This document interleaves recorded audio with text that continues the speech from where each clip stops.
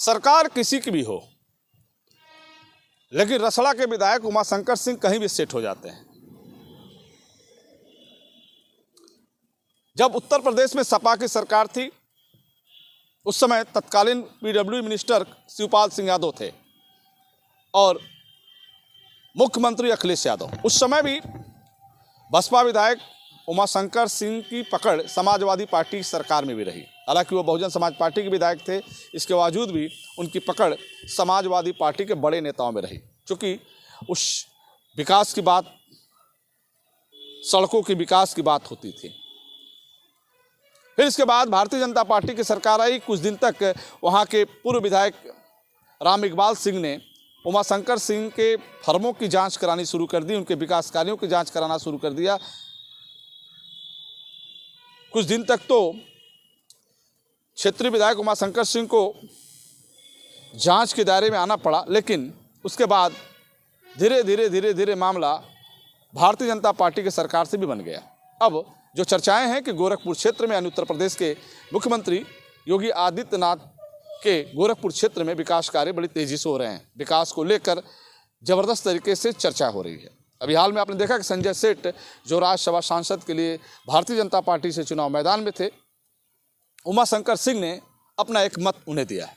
ऐसे में चर्चा होने लगी कि जहां बसपा सुप्रीमो मायावती का यह दावा है कि हम अपने बल पर चुनाव लड़ेंगे, हम किसी दल को कोई समर्थन नहीं करेंगे और न ही किसी संगठन में या कोई इंडिया गठबंधन में या एनडीए में शामिल नहीं होंगे, अपने दम पर अकेले चुनाव लड़ेंगे।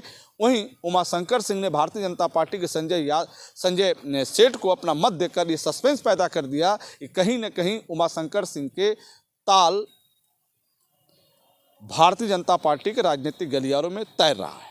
अभी हाल में उनका प्रधानमंत्री का पत्र भी उनके बेटे की शादी को लेकर वायरल हो रहा है। उसमें सारे पत्र पे लिखा है प्रधानमंत्री नरेंद्र मोदी ने उनके परिवार के लोगों को, ख़ास तौर पे उनके बेटे को शादी में बधाई दी है।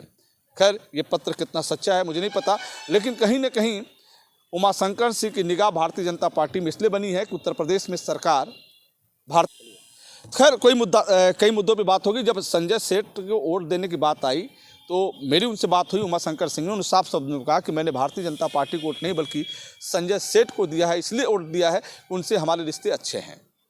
और उन्होंने कई बार हमसे प्रयास भी किया और इसके अलावा किसी राज्यसभा सदस्य पद के लिए जो चुनाव मैदान में थे, कोई सदस्य हमसे संपर्क नहीं साधा, लेकिन संजय सेठ ने हमसे कई बार संपर्क साधा। इसलिए मैंने भाजपा को नहीं बल्कि संजय सेठ के व्यक्तिगत संबंधों और व्यवहार पर वोट दिया है।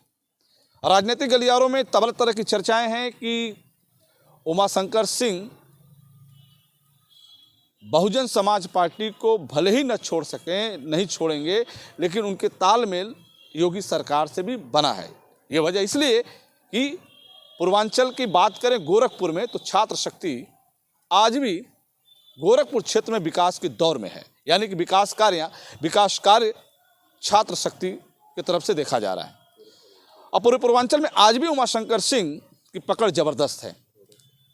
सड़क के मामले में आज भी उमाशंकर सिंह का नाम लिया जाता है, क्योंकि विकास कार्य बलिया में जो देख रहे हैं उस वक्त की है जब उमाशंकर सिंह समाजवादी पार्टी और बहुजन समाज पार्टी की सरकारों में ऐसा विकास कार्य कराए थे। तो पूर्वांचल की राजनीति में उमाशंकर सिंह का नाम इसलिए बड़ा है कि अभी हाल में ही आपने देखा होगा कि उनके बेटे की जो रिसेप्शन समारोह था, जो आयोजन था उनके गांव खनवर में, वो बड़ा ही ज़बरदस्त था।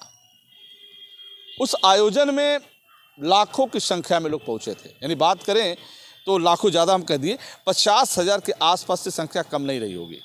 बड़े बड़े स्टार, बड़े बड़े लोग आए थे, हेलीकॉप्टर से फूलों की बारिश हो रही थी, तमाम बड़े चेहरे आए थे उसमें।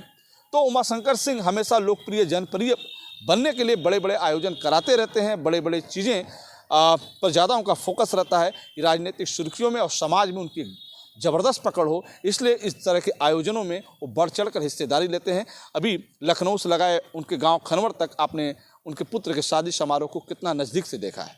तो फिर हम आपसे जुड़ेंगे, तब तक इतना ही। जुड़े रहें बलिया आजकल से। मैं रोशन जायसवाल, नमस्कार।